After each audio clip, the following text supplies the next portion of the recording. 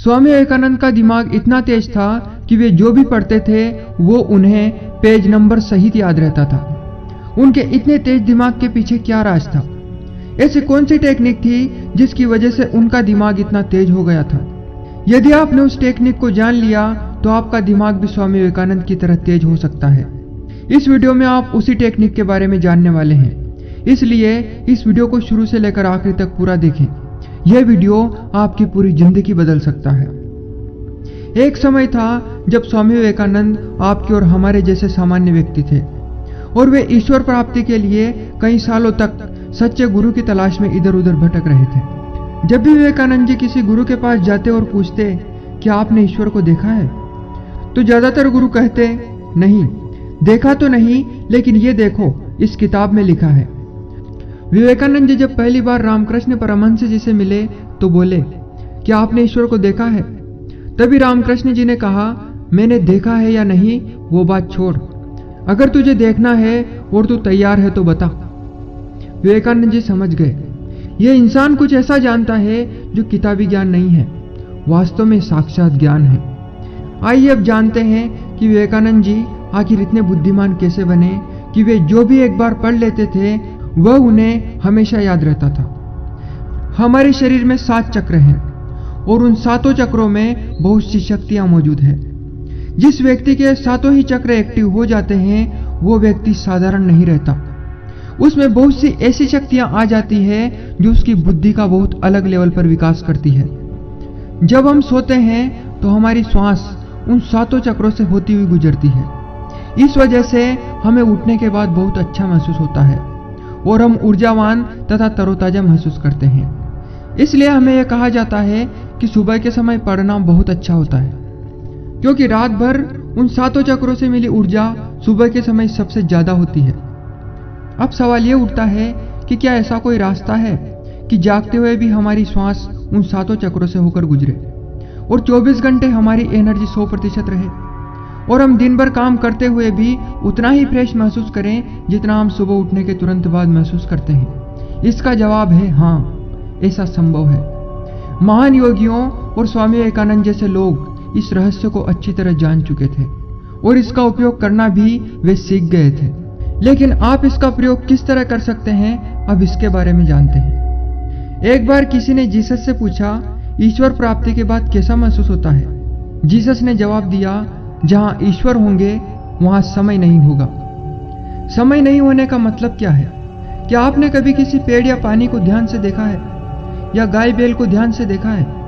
वो एकदम शांत अवस्था में कुदरत से तालमेल बिठाकर रहते हैं और स्वामी विवेकानंद जी की भी वही अवस्था थी। जब हम पूरी तरह से शांत हो जाते हैं तो हमारी श्वास उन 7 चक्रों से होकर गुजरने लगती है।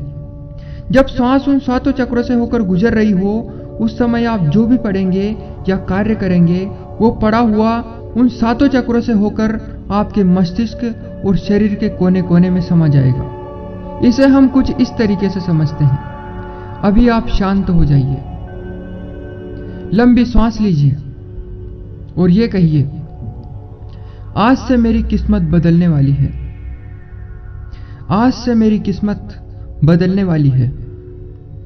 आज से मेरी किस्मत बदलने वाली है। आज से मेरी किस्मत बदलने वाली है। वीडियो को पॉज कीजिए और अभी आप यह करके देखिए। अगर आपने श्वास लेते समय शांत मन से यह कहा होगा तो अब आपकी श्वास थोड़ी ठंडी और एनर्जी से भरी हुई महसूस हो रही होगी। इस मौन की अवस्था में हमारा मस्तिष्क इस दुनिया में नहीं रहता, वो एक अलग आयामी दुनिया में पहुंच जाता है जहां हम नहीं होते, बस हमारा मस्तिष्क और कुदरत की शक्तियां होती है। सोचो, अगर आपके शरीर से सब गायब हो जाए, सिर्फ आपकी आत्मा और ईश्वर कुदरत की शक्ति बचे, उस अवस्था में आपको क्या करना होगा? ऐसी अवस्था में आप होकर भी न रहोगे। ऐसी अवस्था में स्वयं ईश्वर आपके शरीर के माध्यम से काम करेंगे और जहां ईश्वर होंगे वहां समय नहीं होगा। इसका अर्थ यही है कि जब हम पूरी तरह से शांत हो जाते हैं उस वक्त हम शरीर ना होकर पानी, मिट्टी, हवा, आग और आसमान की भांति हो जाते हैं और केवल हमारी आत्मा और प्राण शक्ति मात्र बचती है, जो कि कुदरत की शक्ति के साथ एक हो जाते हैं और आपके जीवन में चमत्कार होने लगते हैं। एक योगी जब मौन शांत रहकर किसी कार्य को करता है तो कुदरत की शक्ति उसके शरीर के सातों चक्रों में प्रवेश करती हुई उस कार्य को करवाती है। इसलिए मौन होना सीखो, ध्यान मेडिटेशन करना सीखो। अगर आप नहीं सीखोगे तो आपकी बुद्धि बहुत छोटे लेवल पर रह जाएगी, और अगर आप करोगे तो सातों चक्र अपने पूर्ण रूप में एक्टिव होकर आपके जीवन को अलग ऊंचाई पर लेकर जाएंगे। इसलिए आप मौन और शांत रहने की कोशिश कीजिए, क्योंकि आप जैसे जैसे शांत होते जाएंगे वैसे वैसे आपके सातों चक्र एक्टिव होते जाएंगे। आप जितना ज्यादा शांत रहेंगे आपका दिमाग उतना ही तेज होता जाएगा। वर्तमान में स्थिति ऐसी है कि हर व्यक्ति को 10-15 सेकंड में कुछ ना कुछ नई चीज चाहिए। इसके बावजूद भी आपने इस पूरे वीडियो को देखा, इसका मतलब है आपका दिमाग अन्य सामान्य लोगों की तुलना में अधिक शांत है। आपको ज्यादा मेहनत नहीं करनी पड़ेगी। यदि आप कोशिश करते रहे, यदि आपने थोड़ा सा भी प्रयास किया तो आपका दिमाग बहुत जल्दी तेज हो जाएगा।